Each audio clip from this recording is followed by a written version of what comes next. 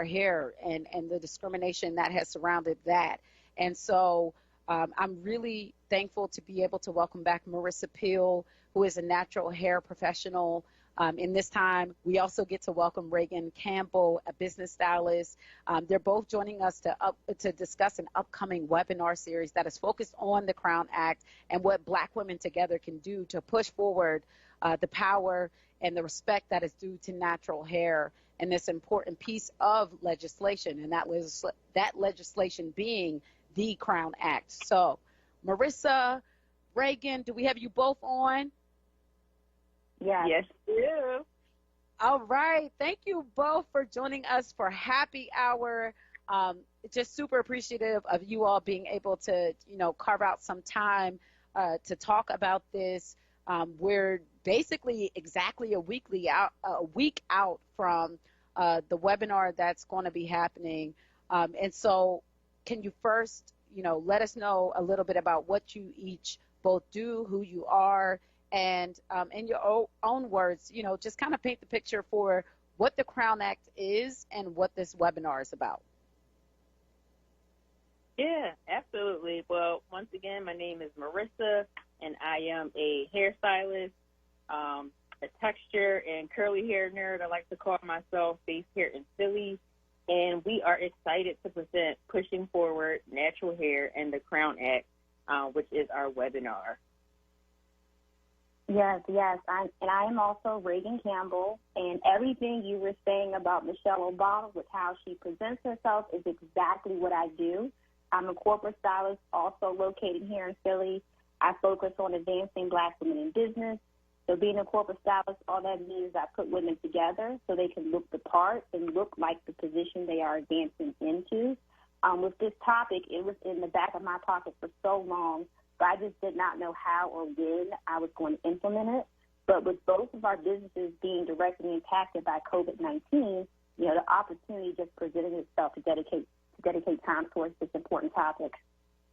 Yeah. So for those of us who may just be learning about the Crown Act, but then also, experiencing this pandemic happening at the same time, for you all, why was it important to hold this conversation about the Crown Act, about the importance of action behind it in the midst of a pandemic where, we have folks that are literally millions of folks that are losing jobs, but this desire to not lose sight of the importance of this piece of legislation? Yeah, so many people have been affected by COVID-19 in this pandemic, but we also wanted to create a sense of hope and empower people on how they can also create change and become active participants in creating the change in their communities, which is very important.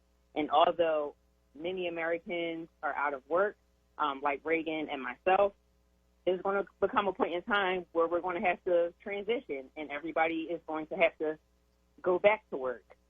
So with that being said, we still want to make sure that we're putting in the fight, making sure we're allowing our voices to be heard, so that we can bring this act, the Crown Act, to Philadelphia, so that we can have more rights and women can be seen and be heard and don't feel ashamed of showing their true selves through their hair when they're at work or being diminished because of that. Yes. And just to piggyback off on Marissa, there's also a lot of us who are still considered essential workers. So there are some people who are still going through, the daily effects of hair discrimination. Absolutely.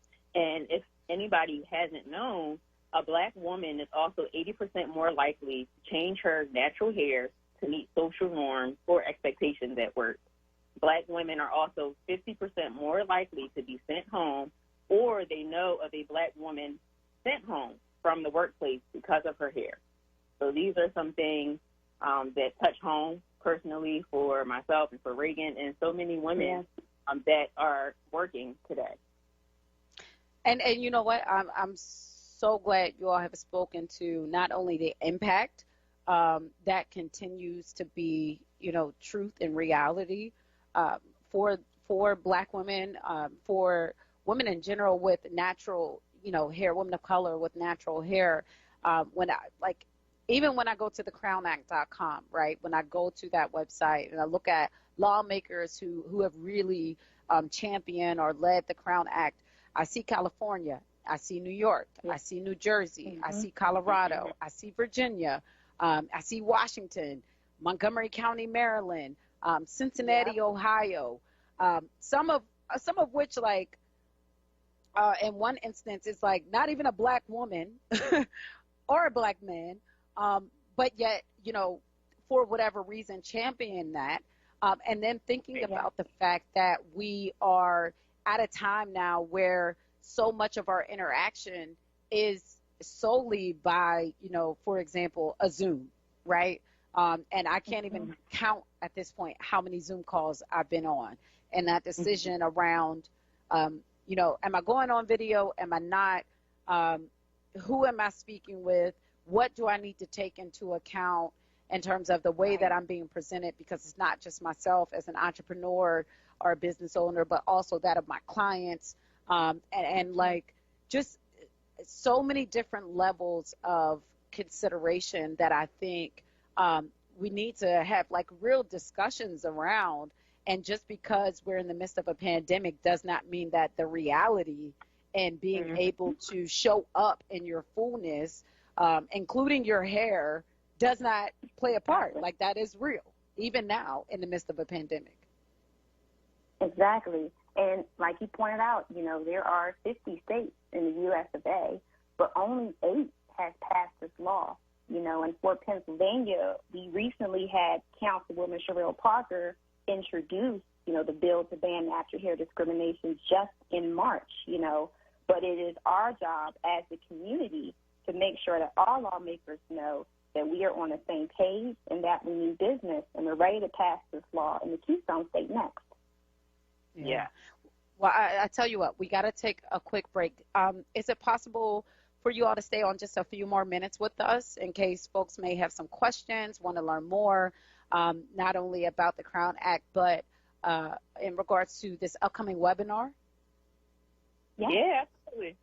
Okay. All right. So, loves, listen, if you have questions, if you want to speak to any of the experiences or the reality that, you may have heard expressed in the course of this conversation, call in 215-634-8065. That is the hotline number. Again, 215-634-8065.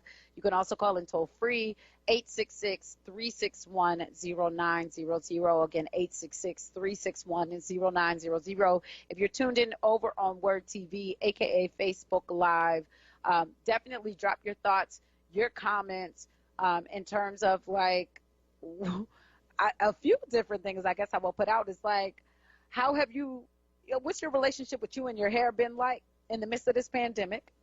One.